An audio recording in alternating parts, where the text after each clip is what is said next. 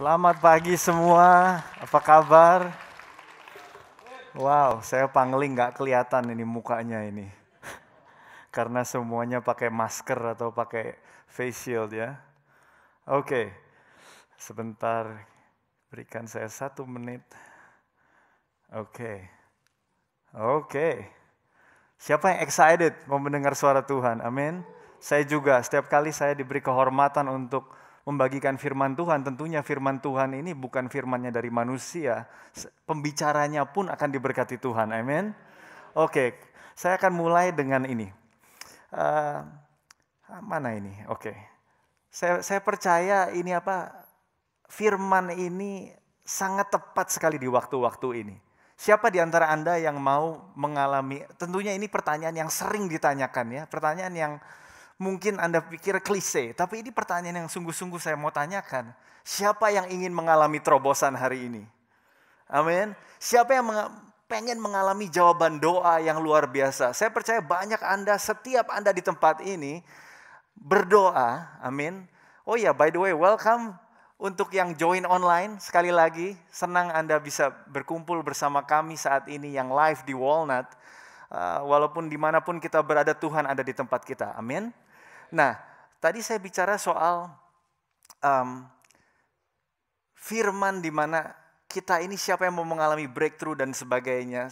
Pertanyaan yang terakhir adalah siapa leadership di tempat ini yang pengen Anda terus bertumbuh. Anda ingin juga orang-orang yang Anda bimbing bertumbuh. Saya percaya jawabannya ada di firman Tuhan ini. Oleh karenanya, mari kita berdoa. Amin. Terima kasih Bapa. Engkau Bapa yang tidak pernah kaget akan situasi. Engkau tahu segala sesuatu. You are the Alpha and the Omega, the beginning and the end. Engkau adalah awal dan Engkau adalah akhir. Engkau tahu dan Engkau punya rencana yang luar biasa. Saya diingatkan pagi ini saudara-saudara di mana waktu ada 10 tulah di Mesir. Seluruh negeri itu terkena tulah. Tapi apakah Anda tahu daerah kecil, lahan Gosen di mana umat Israel tinggal tidak terkena tulah? Siapa yang mau percaya? Di tempat ini setiap kita dimanapun kita berada, Tuhan akan berikan pengecualian. Tuhan bicara pagi ini Tuhan. Engkau urapi hamba-Mu, tapi Engkau juga urapi setiap kami, karena kami perlu firman saat-saat ini. Bukan dari manusia, bukan dari hikmat, bukan dari kekuatan gagah, tapi Roh-Mu yang memberikan kehidupan. Berikan pewahyuan bagi yang mendengar, berikan pewahyuan bagi yang berbicara Tuhan. Dan biar adanya refreshing time with the Lord. Biar adanya mujizat yang dirilis saat ini. Dalam nama Yesus umat yang percaya katakan, amin, amin. Welcome again sekali lagi. Ini firman-Nya berkata, Yesus ditolak di Nazaret. Saya akan gabungkan dua firman ini karena sebenarnya dua firman ini sama, tapi karena penulisnya berbeda, ada yang di-emphasize, ada yang tidak. Saya akan gabungkan dua firman ini seperti satu cerita yang lebih lengkap. Amin. Itu Anda bisa catat, Anda bisa baca di rumah. Saya rekomendasikan Anda baca di rumah. Konteksnya dengan jelas, Lukas 4 ayat 14-30 dan Markus 6 ayat 1-6. Dikatakan demikian. Kemudian Yesus kembali ke Galilea, dia dipenuhi dengan kuasa Roh Kudus dan berita tentang dia tersebar di seluruh daerah itu. Dikatakan di Markus, Anda bisa baca sendiri di mana Yesus pada saat ini sudah melakukan mujizat di Kapernaum.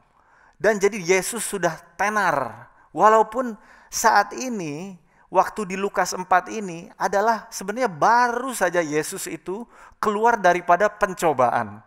Siapa yang suka dicobai? Tentunya enggak, semua dari kita enggak suka dicobai. Tapi firman Tuhan ada di Lukas pasal 4 di mana Yesus dicobai di padang gurun ya. Selama 40 hari dia berpuasa dan sebagainya. Anda yang baca Alkitab tentunya sudah tahu. Dan iblis sendiri datang.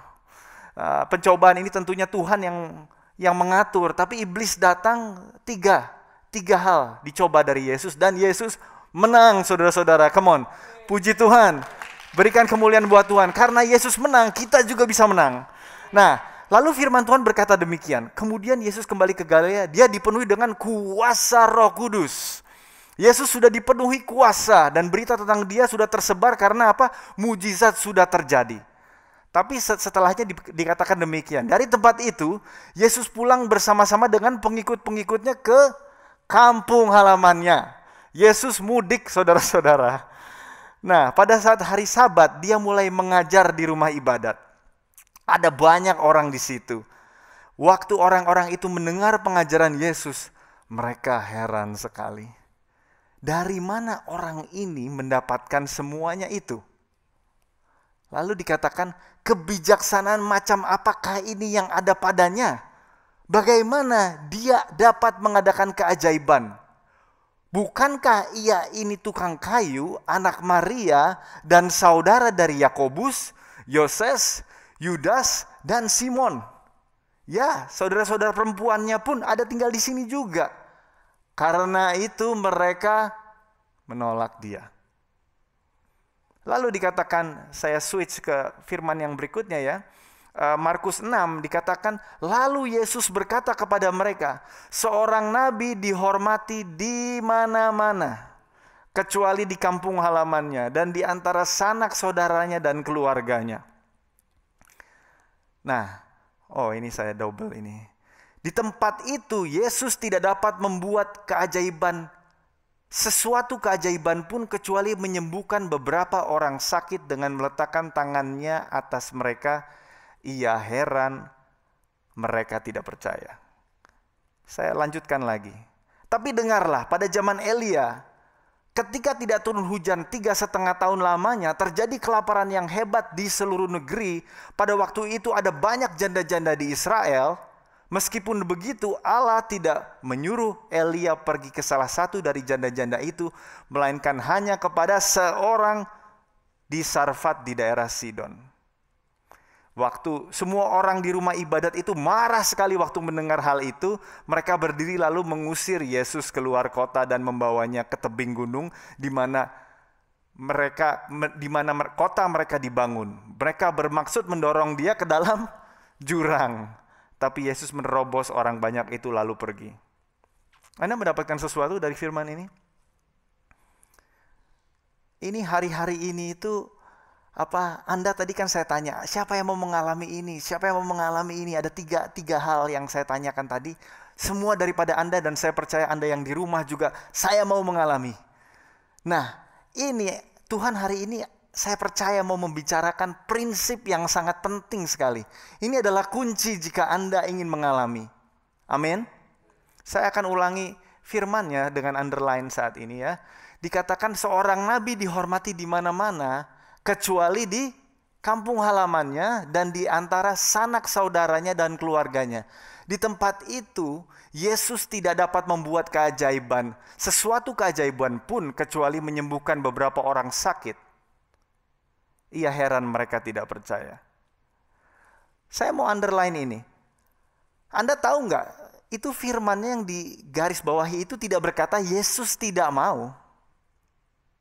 Ataupun tidak dikatakan Yesus tidak mampu. Dikatakan Yesus tidak dapat. Artinya apa? Nomor satu adalah Yesus itu mau. Sebenarnya Yesus itu mampu. Nanti saya akan kupas lebih lanjut. Pertanyaannya, kenapa hal ini terjadi? Ini adalah kunci kalau kita mau mengalami breakthrough saat ini. Amin. Jawabannya hanya simpel, saudara-saudara. Tersirat di itu yang Yesus quote. Nabi dihormati di mana-mana kecuali di kampung halamannya. Pagi ini kita akan belajar tentang prinsip honor, penghormatan. Makanya ada tentunya bukan hamba Tuhan di tempat ini. Kita mendengar banyak hamba Tuhan tuh yang senang khotbah di tempat lain. Karena apa? Orang nggak kenal, sehingga orang ekspektasinya tinggi dan wah ini hamba Tuhan dari Amerika ini luar biasa sekali gitu. Wow, diperkenalkannya juga seperti Yesus gitu. Wah, dia ini luar biasa saudara, mujizat, tanda-tanda ajaib segala macam. Siapa yang mau diberkati? Ayo kita sambut hamba Tuhan luar biasa ini, Pastor Tom, wah, semua orang. Amin. Tapi Di rumah sendiri bisa beda. Apalagi yang keluarganya sendiri. Daddy tiap hari pakai kaos gitu gini santai gitu kan. Itu bisa jadi seperti itu saudara-saudara. Makanya banyak hamba Tuhan gak betah di rumahnya. Karena apa? Kurang dihormati, tapi tentunya tidak di tempat ini. Anda percaya? Di tempat ini Pastor Paul, Pastor Tom, Pastor Him jarang jalan-jalan ke gereja orang, saudara. Kalau nggak Tuhan utus, mereka di sini. Bahkan kalaupun nggak khotbah, Anda lihat mereka di sini. Amin. Karena apa? Nah, tapi anyway, kita kembali. Saat ini judul khotbah saya adalah karena kita udah lama saya nggak khotbah langsung di bahasa Indonesia ya, agak-agak ini juga. Judul khotbah saya adalah kepada yang terhormat.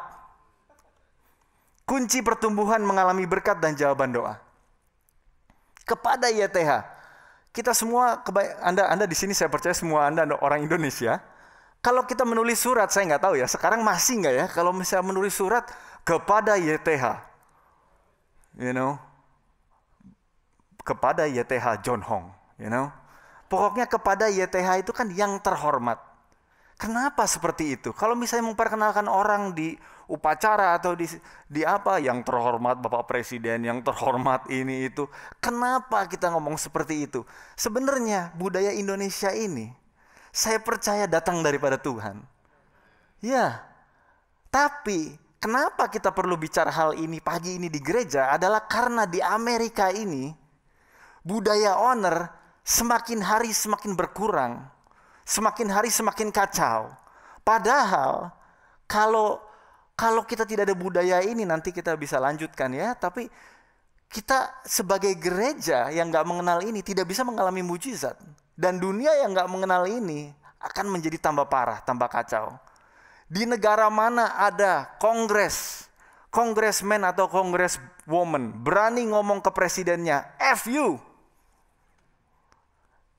Hanya di negara Amerika. Saya bukan menjelek-jelekan negara Amerika, saya warga negara Amerika, I love this country. Makanya saya percaya Tuhan pagi ini berikan Anda dan saya firman ini. Supaya kita bisa mengerti. Cuma ada di negara ini. Karena apa mereka seperti itu saudara-saudara? Nanti kita bahas. Tapi sebelumnya, saya mau bertanya, apakah itu honor? Apakah itu honor? Bisa dikatakan honor adalah rasa hormat terhadap seseorang yang mencapai sesuatu yang luar biasa. Atau kepada orang yang sangat berkuasa. Apakah itu definisi honor? Mungkin sebagian daripada kebenarannya ada, tapi bukan itu sebenarnya. Sebelum kita ngomong tentang penghormatan honor, kalau bahasa Indonesia itu ada kata yang dekat sekali dengan penghormatan ini adalah kalau kita ngomong dihormati, kita juga bisa ngomong tentang dihargai. Ya, setuju? Honor and respect dekat ya. Nah, kalau kita ngomong soal dihargai, itu yang penting dari kata itu adalah ada hubungannya sama harga. Amin. Bagaimana Anda memperlakukan orang lain hanya sebatas sebenarnya berapa banyak Anda menghargai orang itu. Kalau nilai orang itu kecil di mata Anda, tentunya perlakuan Anda akan berkurang. Sedangkan kalau yang terhormat Pastor Paul misalnya, luar biasa kita bungkuk atau apa atau hal yang lain, bukannya nggak baik ya. Yang saya mau ngomong adalah the other side. Harga. Berapa banyak coba Anda lihat kiri kanan Anda satu sama lain. Berapa harga mereka? Berapa banyak? Karena apa? Kalau Anda nggak lihat mereka berharga, Anda akan sukar untuk honor mereka. Amin. Nah, ada banyak orang kalau ngomong soal honor, dibilangnya gini, honor itu must be earned. Bener nggak? Anda suka dengar itu? Honor itu sesuatu yang kamu harus dapatkan, bukan dapatkan ya. Earn apa ya bahasa Inggrisnya ya? Bahasa Indonesianya. Anda kerja keras gitu untuk mendapatkannya. Kalau Anda udah membuktikan Anda itu berhak di honor, maka Anda akan mengalami honor. Tapi apakah itu honor? Sebelumnya, saya mau quote sedikit tentang adanya hubungannya sama kalau kita ngomong soal honor, kayaknya bagus juga kita ngomong soal glory. Kita kemuliaan Tuhan, kita suka ngomong kemuliaan Tuhan, glory. Apa sebenarnya glory itu? Glory dikatakan demikian, saya bahasa Inggris dulu ya. Glory is the implicit value that something possesses. Kemuliaan adalah nilai yang dimiliki sesuatu. Honor bukan yang tadi. Honor dibilangnya adalah personal choice to recognize that value. Saya ulang ya. Glory implicit value that something possesses. Honor adalah personal choice to recognize that value. Saya coba terjemahkan, kadang-kadang kurang pas ya. Kemuliaan adalah nilai yang dimiliki sesuatu, tapi penghormatan adalah respon kita untuk mengakui nilai tersebut. Saya ada ilustrasi sedikit. Kalau saat ini saya ada quarter. Siapa yang mau menerima quarter ini? Nggak ada yang mau angkat tangan. Kalau saya kasih anak saya si Hans ini, Han, nih, saya kasih kamu quarter. Dia akan nggak enak. Dia akan terima, thank you daddy. Thank you kok cuman quarter ya. Now, terus apa yang akan terjadi dengan quarter ini? Anggap Anda menerima ini ya. Apa yang akan terjadi ini? Kalau Anda kebanyakan nggak perlu, mungkin Anda nggak laundry, nggak perlu, akhirnya yang ada ditinggalin aja di mobil. Atau apa ya, siapa tahu nanti ada parkir, tapi kan jarang di sini parkir bayar. Ya udah tergeletak aja. Ownernya terhadap ini karena apa? Ini nilainya kecil. Ini saya geletakin aja mungkin kalau ada ini, kalau misalnya dia kurang owner sama saya, udahlah taruh aja di meja situ. Atau kasih persembahan, karena apa? Saya nggak bisa beli apa-apa anyway. Nggak cukup untuk beli Coca-Cola 1. Gitu kan? Jadi ditinggalin aja. Nah, coba saya rubah. Ini, actually koin ini koin spesial. Ini ada gambar swallow-nya. Anda tahu nggak? Di Amerika ini hanya ada 1000 dari ini.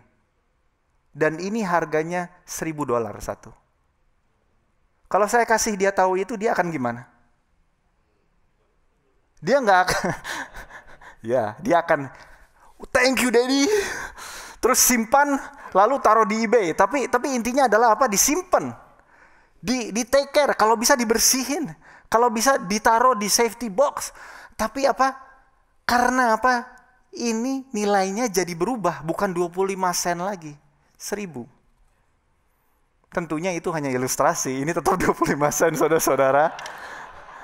Iya, tapi coba, Anda bisa nangkep nggak? Kalau saya kasih something yang Anda nggak pikir berharga, Anda akan buang-buang itu. Anda tidak akan hargai itu.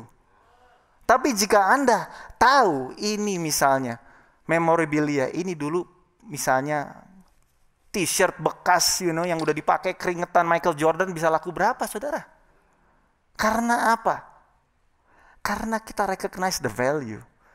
Kalau kita recognize the value, kita akan honor differently. Coba lihat satu sama lain lagi. Nanti kita akan sampai ke sana. Honor is the recognition of the value, contribution, and importance of others. Saya langsung aja, kita cepat ya, supaya kita nggak terlalu lama.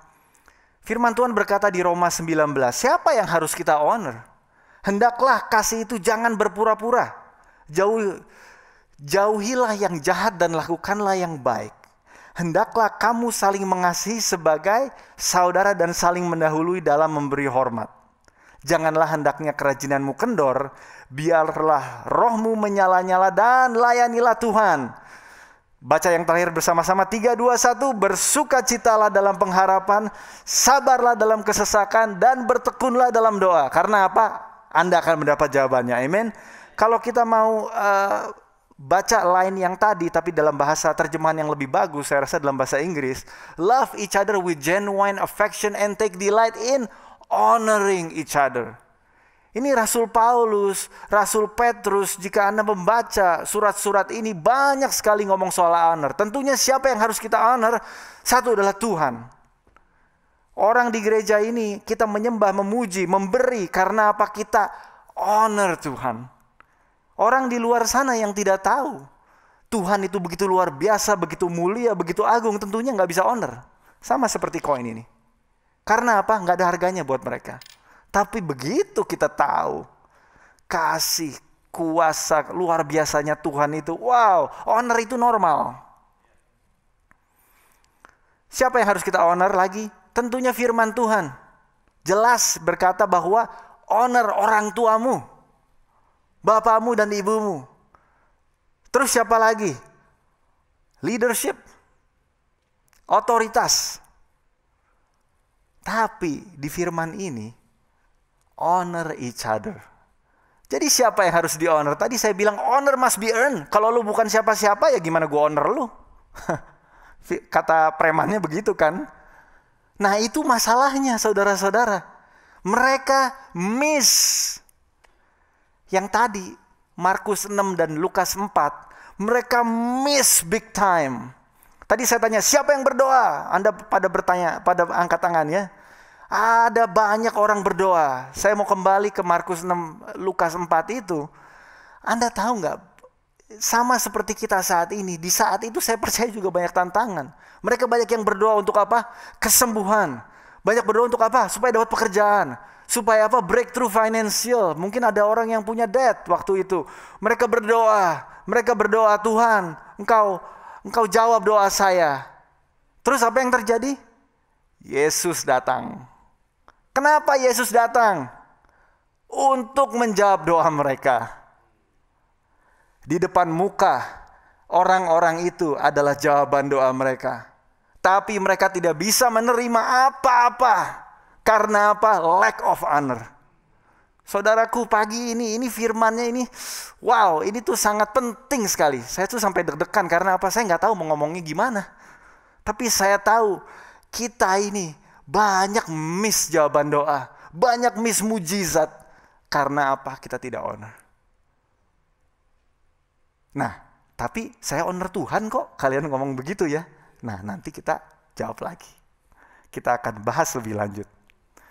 Honor, dikatakan demikian, honor is not something that I get, it is something that I give. Honor itu fokusnya sebenarnya bukan orangnya, fokusnya Anda. Kalau di dunia, fokusnya honor adalah kehebatan orang itu. Semakin hebat, semakin Anda akan dapat honor. Tapi di kerajaan Tuhan adalah fokusnya hati Anda. Kalau Anda mau siap menerima, hati Anda harus benar. Hati Anda harus punya honor. Apakah hanya sama Tuhan saja? Saya akan kupas lebih lanjut. Hopefully kita bisa mengerti semuanya. Ada beda antara kemuliaan dan pengurapan. Glory and anointing.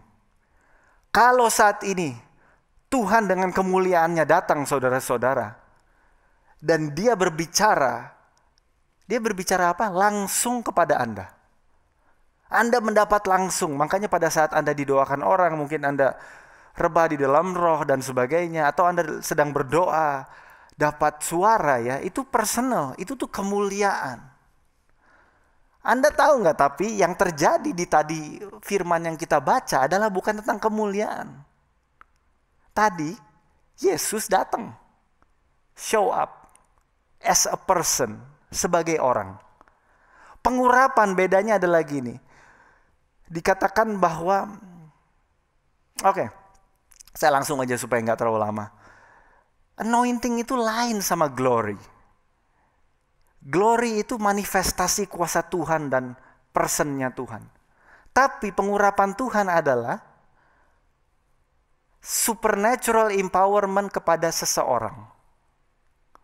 Di dalam konteks firman yang tadi kita baca, Tuhan nggak langsung mau ketemu orang yang berdoa. Dia kirim Yesus. Yesus representasi manusia yang dipenuhi Roh Kudus.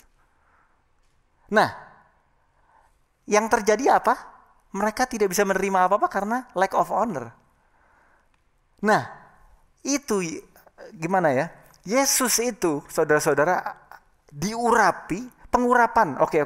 Saya mundur sedikit supaya kita bisa lebih jelas ya. Saat misalnya nih, Yesus ada di tempat ini. Kita nggak tahu Yesus itu Tuhan. Yang kita tahu Yesus ini dulu teman mainnya adik saya. Ya.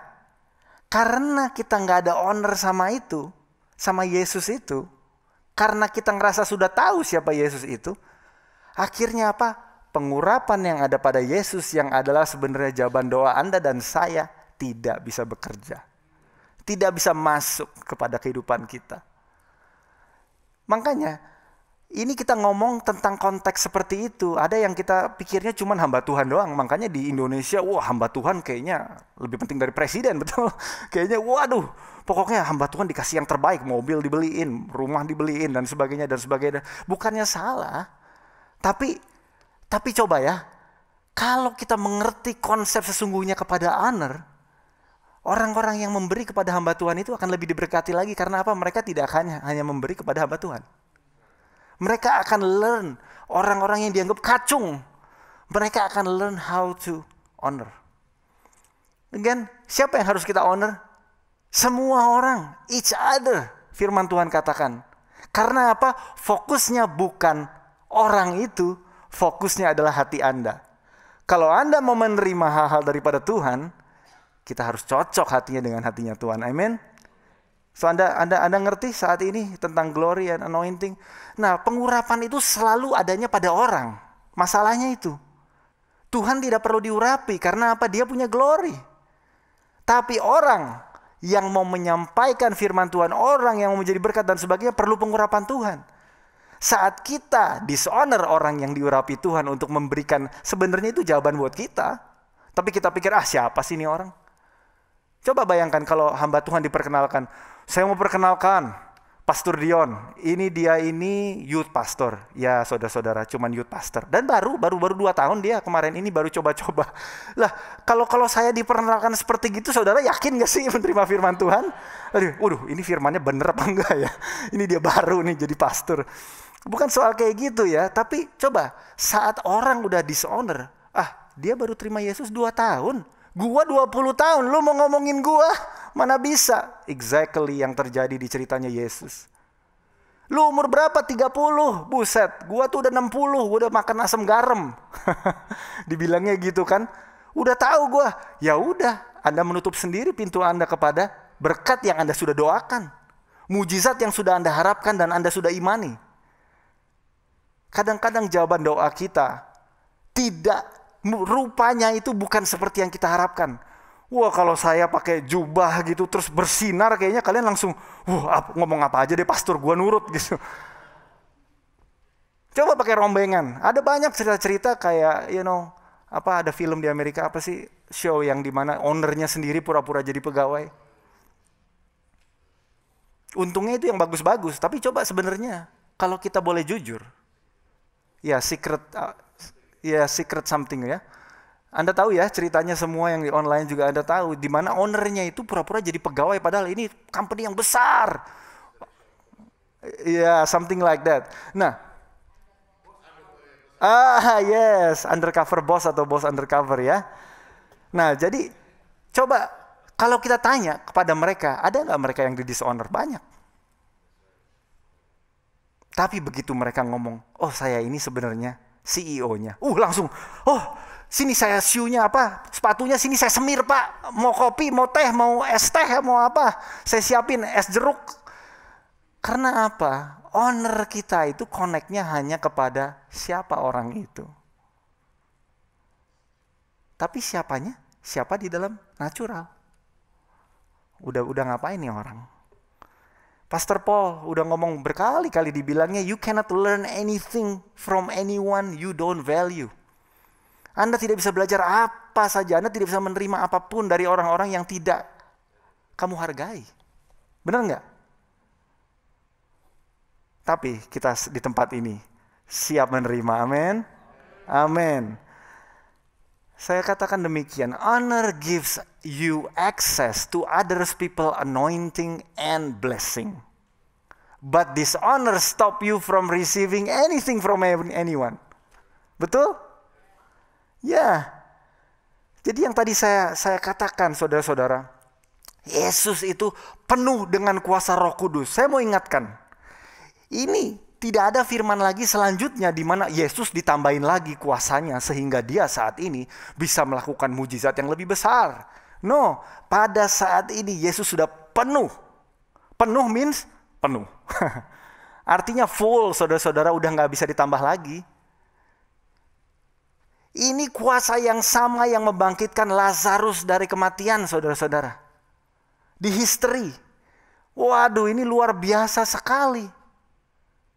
Jawaban apa sih doa yang kita minta? Apa sih doa yang orang-orang ini, teman kampungnya Yesus ini minta? Kemungkinan kecil. Kemungkinan jauh lebih kecil daripada membangkitkan orang mati. Yet kuasa yang ada di situ, yang ada show up di tempat ini, yang bisa membangkitkan orang mati, akhirnya tidak bisa bekerja apa-apa karena dishonor. Jadi dishonor ini sangat berbahaya sekali. Terutama jika jawaban doa Anda, breakthrough Anda adanya bukan pada orang yang di pulpit, tapi pada sekitar Anda. Amen. Kalau yang di sini mah keren. Pakai title kan. Bukannya salah, no. Kadang-kadang kita itu dengan status ini itu kita tuh bisanya orang honor orang yang pokoknya kalau hebat lu gue honor, kalau lu bukan siapa-siapa ya mohon maaf. Saya greet aja gitu ya. Coba, ini prinsip saudara-saudara. Ada satu hal yang disebut cycle of dishonor. Kalau saya tanya, mungkin ada Pastor Tom mungkin lebih sering karena Pastor Kersel dan dia mengenal Anda jauh lebih dalam. Kalau ada ribut antara satu sama lain, kenapa kok dari kamu tadi ribut sama si ini, kok kamu ngomongnya kurang ajar ya? Abis pastor nggak tahu sih, abis dia begini jadinya saya begitu. Iya bener nggak ya? Ada ya kita dengar, mungkin nggak separah itu, tapi kebanyakan jawabannya karena dia seperti itu, maka saya seperti ini. Yang ada apa? Dia affect saya. Saya show dishonor karena padahal tadi dibilangnya honor is not something that I got, something that I give. Amen. Oh, luar biasa Anda memperhatikan. Ya terang aja dia itu kayak gini pastor. Ya saya mana bisa sih hormati kayak gitu. Kersel leader saya kayak begini. Atau member saya, waduh dia itu kayak begini. Atau kamu kenapa sih kok gak bisa honor si ini? Atau kok kamu kayaknya kurang sopan ya gini-gini. Habis dia gak sempurna sih. Dulu saya ingat, dulu saya waktu masih kuliah, youth pastor saya waktu itu dimarahin sama satu anak-anaknya. Dia dimarahin sama anak youthnya ya. Wah akhirnya saya jadi youth pastor, baru kepikiran ada nggak yang pernah marahin saya. Anyways, dia bilang, saya diomelin kemarin ini sama salah satu leader youth saya. Dia bilang gini, namanya Kak Andi ya, leader saya itu, pastor saya. Dia bilang gini, Kak Andi, saya nggak suka Kak Andi kayak gini. Oh ya, kenapa? Karena Kak Andi nggak seperti Yesus sih, gitu. Wah, seperti Yesus, hebat sekali.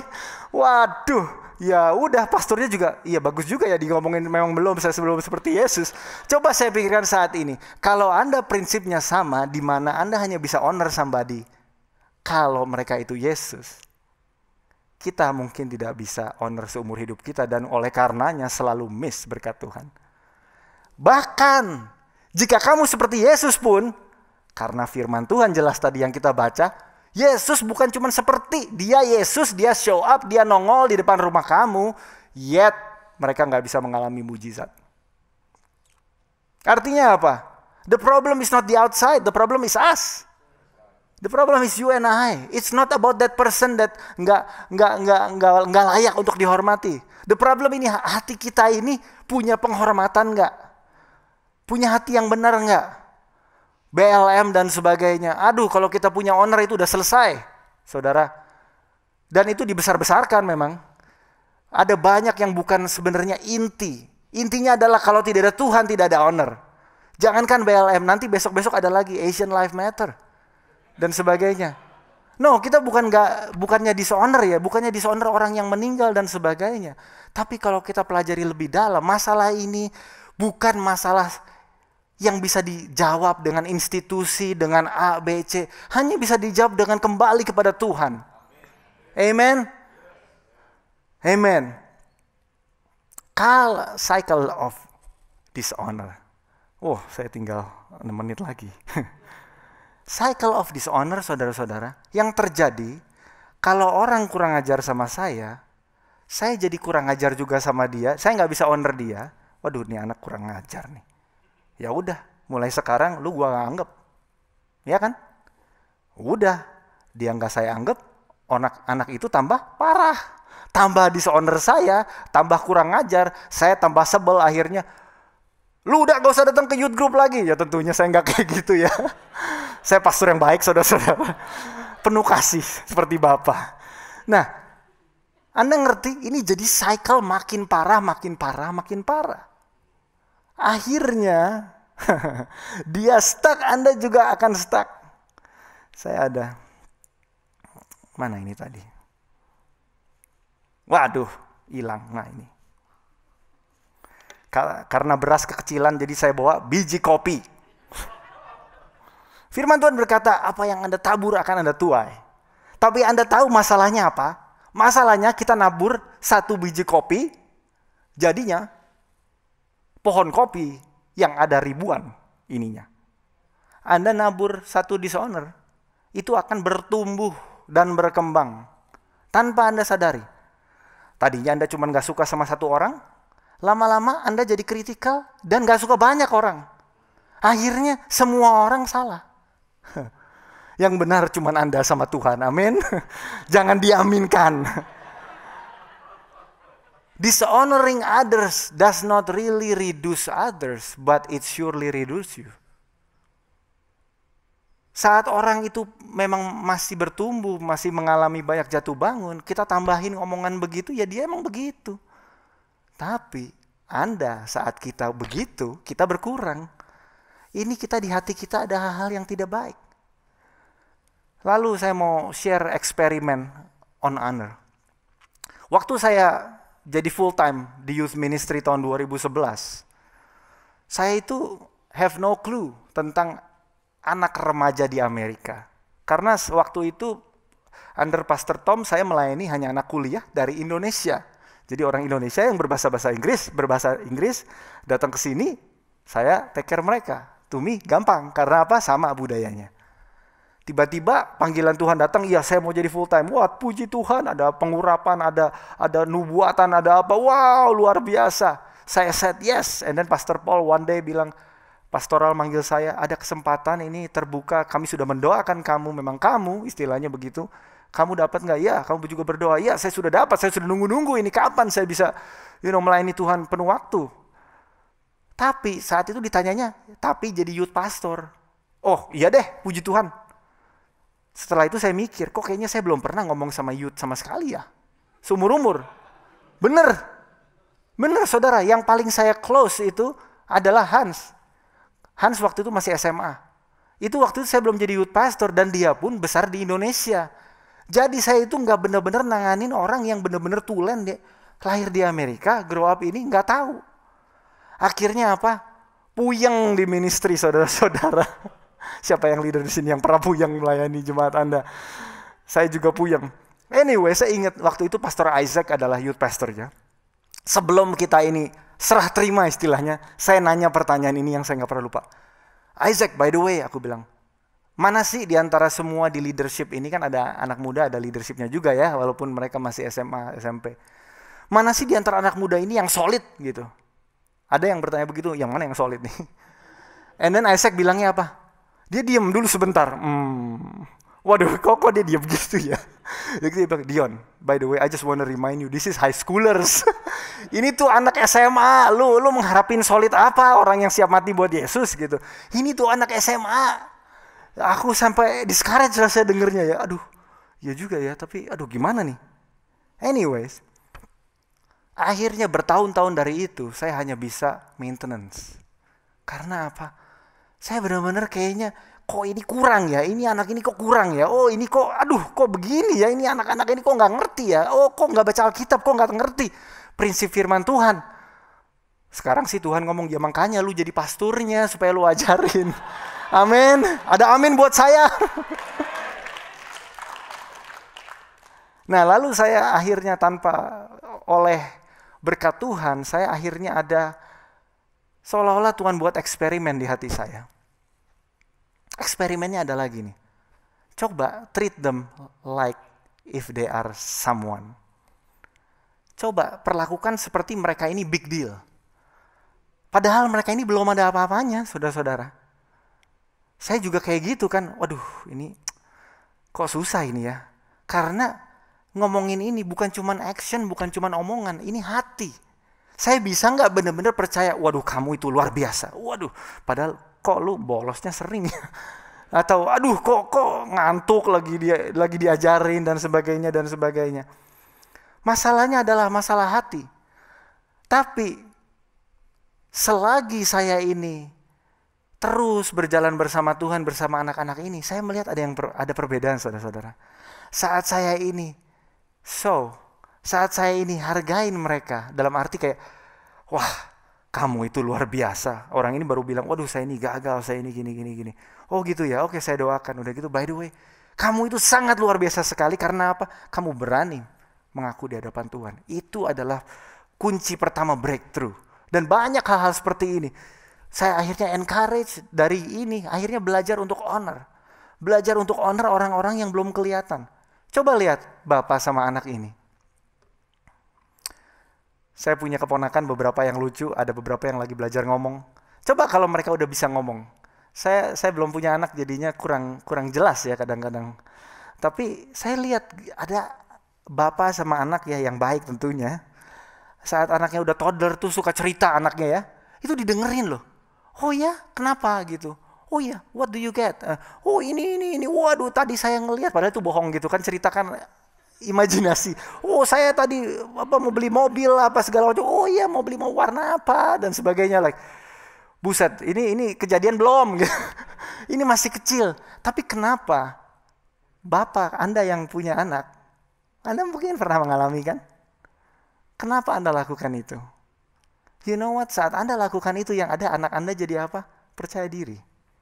Dia akan mulai percaya, oh saya ini somebody. Akhirnya dia mulai berani dan akhirnya ya dan sebagainya, mereka bisa bertumbuh normal. Mereka bakal bertumbuh luar biasa. Karena apa? They are treated as if they are someone. Mereka diperlakukan seperti mereka ini orang penting. Padahal mereka ini buset masih pakai pampers, saudara-saudara. Tapi kalau kita analogikan ini dengan orang yang kita layanin, mereka juga mungkin masih pakai pampers. Apakah Anda punya visi melihat hatinya Tuhan atas kehidupan anak ini? Orang-orang di bawah Anda. Setelah saya lakukan itu, eksperimen itu, karena saya nggak tahu, bahkan saya juga nggak tahu saya melakukan eksperimen. Pokoknya one day saya jadi klik aja gitu, ayo udah saya coba deh. You know what? Anak-anak ini kok bisa bertumbuh ya? Sampai sekarang, saya sangat bangga dan honored sekali menjadi pastornya di O2 Youth Ministry. Karena apa? Leader-leader saya itu sangat luar biasa. Mereka bukan datang luar biasa. Karena kita belajar honor. Dan honor create atmosphere for growth. Amen. Saat masalah, dan yang bagusnya ini, saat saya beri honor, so honor akan bertumbuh more honor. Amen. Saat Anda berikan honor, orang itu akan mengalami Tuhan. Kemungkinan orang ini, coba misalnya kita adalah satu-satunya orang Kristen yang coworker Anda pernah ketemuin, dan kita itu sepet gitu ya. Memang dia perlu Tuhan, kitanya juga aduh nih orang udah kurang ajar lah, udah gua malas sama dia. Bagaimana orang itu bisa terima Yesus dari Anda kan? Gak bakal dia datang ke Anda, saya dengar kamu Kristen tolong doakan saya, padahal lu kurang ajar sama gua gitu, padahal lu nyebelin gitu. Gak bakal kan? Kalau kitanya nyebelin pasti orang ini gak bakal mau. Tapi coba Kalau orang ini kelakuannya tidak baik, tapi Anda show honor, one day, time-nya Tuhan, dia bisa datang kepada Anda. By the way, gua nih lagi masalah banyak nih, bisa nggak doakan? Tentunya kita bisa. Akhirnya, honor creates honor. Anda akan kembali dapat honor. Karena apa? Ada impartasi, saudara-saudara. Saya akan tutup dengan ini. Ada penghalang honor. Apa penghalang honor? Tadi di firman Tuhan yang tadi jelas. Kalau bahasa Inggrisnya dibilang they are offended at Jesus. Kita nggak tahu kenapa dia offended. Saudaraku, di antara kita ini kehidupan berkeluarga di dalam Tuhan. Anda siapa yang punya saudara? Saudara kandung. Saya nggak punya, jadi saya nggak mengalami. Tentunya kalau Anda punya saudara kandung, pasti pernah berantem. Ya, siapa yang nggak pernah berantem sama saudaranya sendiri? Nah, masalahnya adalah kalau berantem lalu di take offense, disimpan. Dicatat logbooknya. Tanggal sekian, jam sekian dia berkata demikian dan sebagainya. Besok lagi, catat lagi. Sampai sebentar aja udah penuh bukunya. Alkitab lebih tipis daripada itu nanti. Nah, offense itu menjadikan honor itu nggak bisa bekerja. Coba, saya mau tanya. Kita ini keluarga. Ada nggak orang yang offended sama Anda? Atau Anda mungkin tahu Anda offended someone.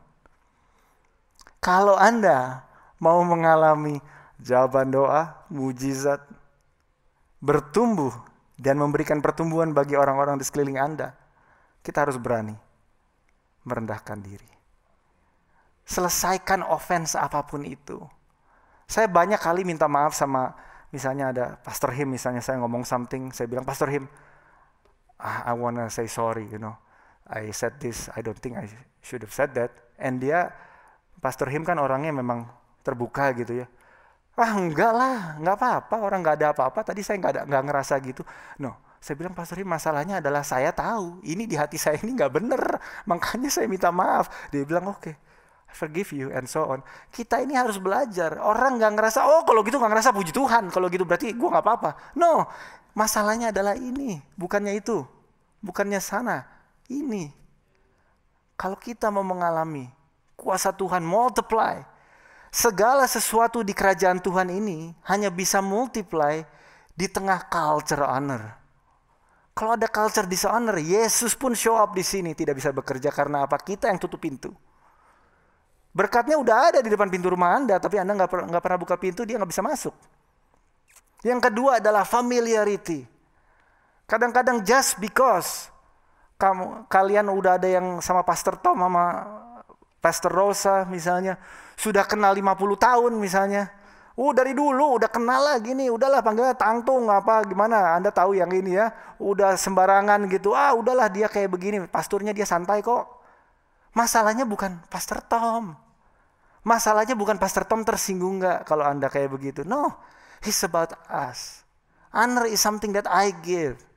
Jangan sampai because orang familiar sama Yesus, jangan sampai gara-gara saya familiar sama Anda familiar sama saya, jawaban doa Anda yang ada pada saya, Anda tidak bisa terima. Amen. Familiarity itu bahaya. Kita boleh berteman, kita boleh dekat, tapi kita harus tahu kapan Tuhan bicara melalui orang ini. Orang saat kita ini punya culture of honor, saya jamin saudara-saudara, ini saya jamin karena firman Tuhan menjamin dan saya udah eksperimen dan itu sudah terjadi. Anak-anak didik saya, contohnya Markus, dia suka melayani di sini, right? Dulu dia itu di antara youth group kita dia bingung karena apa? Dia orang Indonesia, youth groupnya orang Amerika, ngomong aja nggak pernah. Tapi Tuhan bicara sama saya, adopt dia sebagai anak. Saya bilang, Markus, I will adopt you as like my own son. In a sense. Terus kita mulai berjalan belajar apa sih artinya itu. You know what?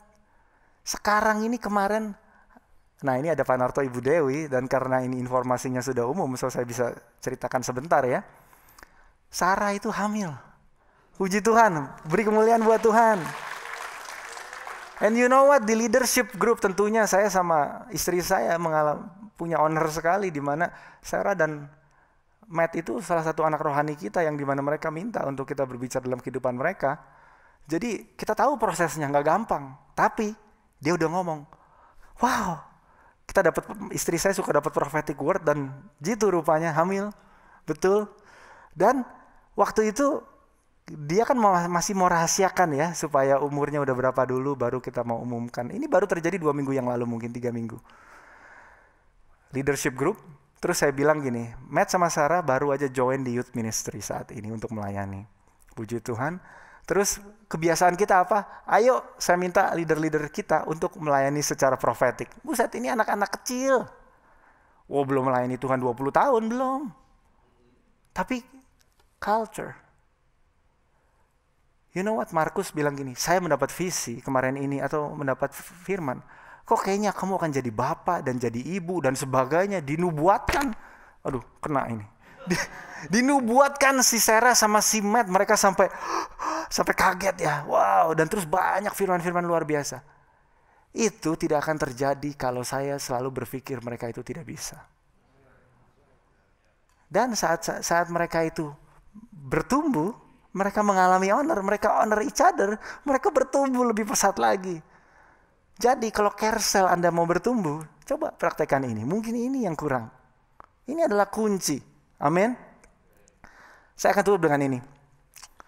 Dari tadi bilangnya mau tutup ya. So today what you want to reap tomorrow. Cultivate honor today. Talking about cultivate. Saat kita menabur, mungkin belum kelihatan bijinya, belum kelihatan hasilnya. Should I invite the musician?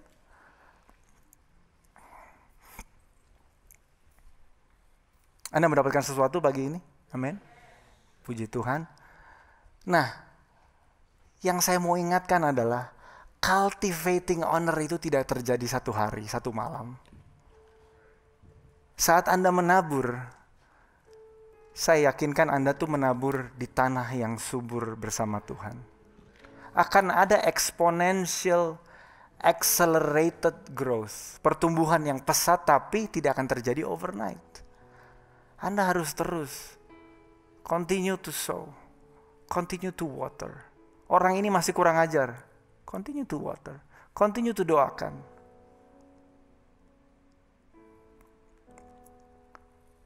Saat ini saya mau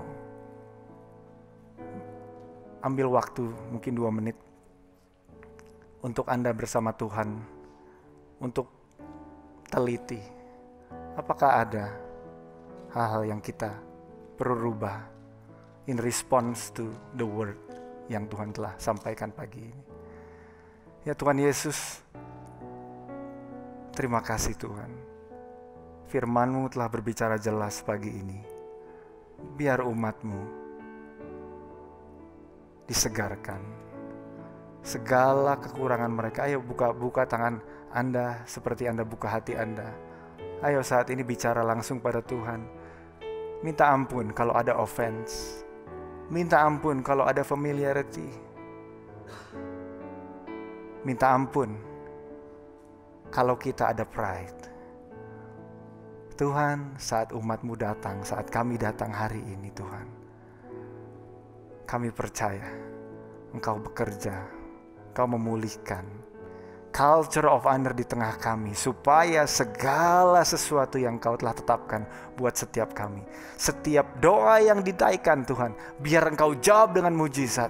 Setiap mujizat dan jawaban doa yang mereka perlukan, Engkau sudah sediakan, dan biar adanya pertumbuhan. Bekerja lebih luar biasa lagi Tuhan di tengah kami. We honor You, we love You, in Jesus name. Selamat hari Minggu, Tuhan berkati. God bless.